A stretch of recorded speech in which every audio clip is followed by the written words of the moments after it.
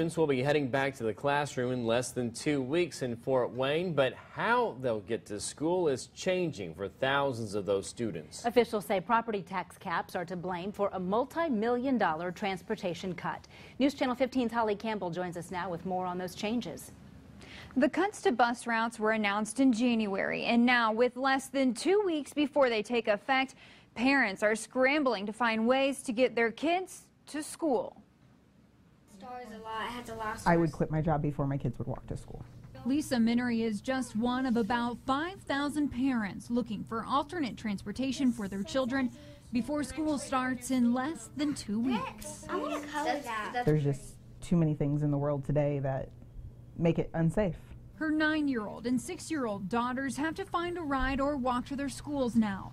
The change stems from a $2.5 million transportation cut at Fort Wayne Community Schools announced in January. We understand that this really shook up the world for a lot of people, and that's why we wanted to give them many months to work out a plan. We've worked for about 8 months on this, preparing. I think, we have a good plan in place.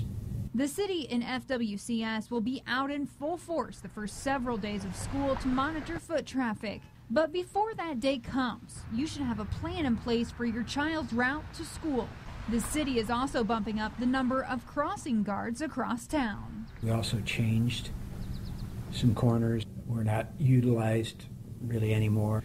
We took those resources and put them at other locations. Another way to find transportation is to connect with other parents through the school. PTAs especially can be a meeting place so people can get to know each other, that they might be willing to share those kinds of duties. But Minery hasn't found an alternate plan yet. Daycare doesn't open early enough, and the bus won't pick her daughters up from their babysitter's house. So come August 11th, Minery says she might just drive them herself. If I have to use a personal day, I guess that's my option, but make sure my kids get to school safely. I guess I'll do what I have to do. Bus routes that haven't been cut are also changing. FWCS has notified those parents. For a list of the new start and end times for the school days, head to our website at wayne.com. Holly Campbell, News Channel 15.